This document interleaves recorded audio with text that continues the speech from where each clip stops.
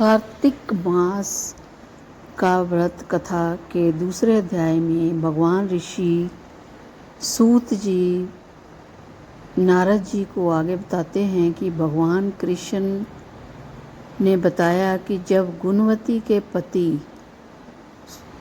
को राक्षसों द्वारा मार दिया गया तो वह बहुत दुखी हुई। यहाँ विस्तार से पढ़ेंगे कार्तिक मास का दूसरा अध्याय। तो श्री कृष्ण जी ने कहा, हे देवी गुणवती, अपने पिता और स्वामी को राक्षस द्वारा मारे जाने का संवाद सुनकर पिता और पति के क्लेश से दुखित होकर करुण विलाप करने लगी। हाय नाथ, हाय पिता, आप हमको त्याग कर कहाँ चले गए? मैं अकेली कन्या हूँ, आप लोगों के बिना असह्य मैं अब क्या करूँ? अब मेरे भोजन और वस्त्र आदि की व्यवस्था कौन करेगा? घर में स्नेहपूर्वक पालन पोषण कौन करेगा? मैं कुछ भी नहीं कर सकती, मुझे विधवा की रक्षा कौन करेगा? मैं मूर्खा कहाँ जाऊँ? कौन मेरे दुख को दूर करेगा? कहाँ रहूँ? क्या करूँ? हाय देव, मुझ पर ऐसा कोप क्यों हुआ? अब कैसे जीऊँ?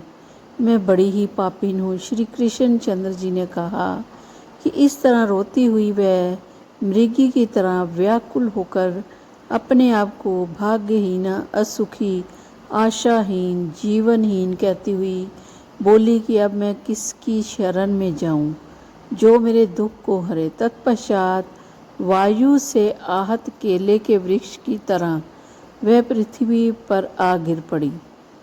अधिक देर बाद होश आई, फिर अत्यंत करुण विलाप कर बहुत विफल होकर शोक सागर में डूब गई।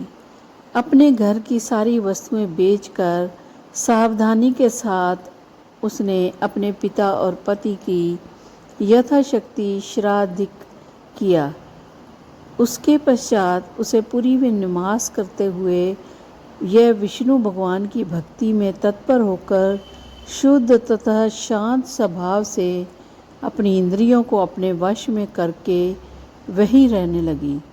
उसने जन्म से लेकर मरण तक एकादशी का व्रत तथा कार्तिक मास का विधिवत सेवन किया। हे प्रिय, ये दोनों एकादशी और कार्तिक व्रत हमें बड़े ही प्रिय हैं। भक्ति, मुक्ति, पुत्र तथा संपत्ति को देने वाले परम पवित्र हैं। जो मनुष्य तुला की संक्रांति रहते हुए कार्तिक मास में प्रातः काल में स्नान करते हैं, वे चाहे पापी ही हो तो भी वे पापों से मुक्त हो जाते हैं। जो मनुष्य कार्तिक स्नान, जागरण, दीप दान, तुलसी के वृक्ष की रक्षा करते हैं, वे साक्षात विष्णु भगवान के तुल्य हैं। जो भक्ति कार्तिक मास में विष्णु भगवान के मंदिर की स्वच्छता तथा विष्णु भगवान का वचन करते हैं, ये प्राणी तो जीवन मुक्त हो जाते हैं। इस प्रकार जो जन कार्तिक मास में 3 दिन तक श्री विष्णु के मंदिर की स्वच्छता अथवा उनका पूजन करते हैं, देवता गण भी उनकी वंदना करते हैं। जिन्होंने जन्म भर इस नियम का पालन किया, उनका तो कहना ही क्या। इस प्रकार वह गुणवती दत्ताचित होकर प्रतिवर्ष कार्तिक का व्रत और विष्णु भगवान की पूजा भक्ति पूर्वक करती रही। हे प्रिय, एक बार यह रोग के कारण दुबली हो गई थी तथा ज्वर से पीड़ित होने पर धीरे धीरे किसी प्रकार गंगा स्नान करने को गई। वह जल में स्नान करने के निमित्त उतरी और जाड़े से कांपने लगी और विकल हो गई। तब उसने आकाश की ओर से अपनी ओर आते हुए एक विमान को देखा, तो जो शंख, चक्र, गदा, पद्म आदि विविध शस्त्रों से सुशोभित विष्णु भगवान का रूप धारण करने वाला था। रथ पर उनके वाहन गरुड़ की ध्वजा अंकित थी। तब मेरे विष्णुगण विमान पर चढ़कर उस चमर झुलाते हुए अप्सराओं से सुशोभित उस गुणवती को वैकुंठ लोक में ले गए।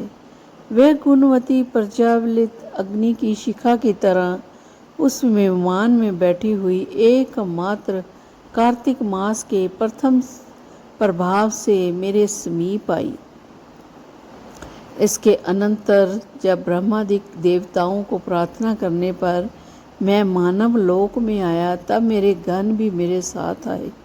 हे भामिनी, ये समस्त यादव मेरे ही गण हैं। देव शर्मा नामक विपर जो पूर्व जन्म में तुम्हारा पिता था, वही इस जन्म में शस्त्रचित होकर यहाँ है। जो पूर्व जन्म में तुम्हारी पति चंद्र शर्मा थे, वही अक्रूर हुए। और हे भामिनी, तू ही वह गुणवती है। कार्तिक व्रत के पुण्य से ही तू मुझे अति प्यारी है। हे शुभे, पूर्व जन्म में मेरे मंदिर के द्वार पर अपने तुलसी का बगीचा लगाया था। उस पुण्य के प्रभाव से तुम्हारे घर में यह कल्प वृक्ष सुशोभित हो रहा है। पूर्व जन्म में जो तुमने कार्तिक मास में दीप दान किया, इसी कारण तुम्हारे शरीर में शोभा, तुम्हारे घर में साक्षात अचल लक्ष्मी निवास करती है। उस जन्म में तुमने जो व्रत आदि पति स्वरूप भगवान के लिए अर्पण किया था, उसी के फल से तुम इस जन्म में मेरी प्रिय भार्या हो। पूर्व जन्म में आजीवन तुमने नियम सहित कार्तिक मास का व्रत किया, उसी से कभी भी हमारा और तुम्हारा वियोग नहीं हो सकेगा। इस प्रकार जो प्राणी कार्तिक का व्रत करेंगे, वे सब भी मेरे ही समीप रहेंगे और तुम्हारे ही समान प्रिय होंगे। यज्ञ, दान, व्रत, तपस्या करने वाले मनुष्यों को फल प्राप्त होता है। वह कार्तिक व्रत के पुण्य फल का 16वां भाग भी नहीं होता। श्री सूत जी बोले, इस प्रकार सत्यभामा श्री कृष्ण भगवान से अपने पूर्व जन्म संबंधी पुण्य के प्रभाव का वृत्तांत सुनकर प्रसन्न हुई तथा सारे संसार के आदिकरण भगवान श्री कृष्णचंद्र को प्रणाम करके बोली। इसका आगे का हिस्सा 3 अध्याय में जरूर सुने और ध्यान से देखें। जय श्री विष्णु भगवान की। श्रीमन नारायण नारायण नारायण, भजमन नारायण नारायण नारायण, श्रीमन नारायण नारायण नारायण।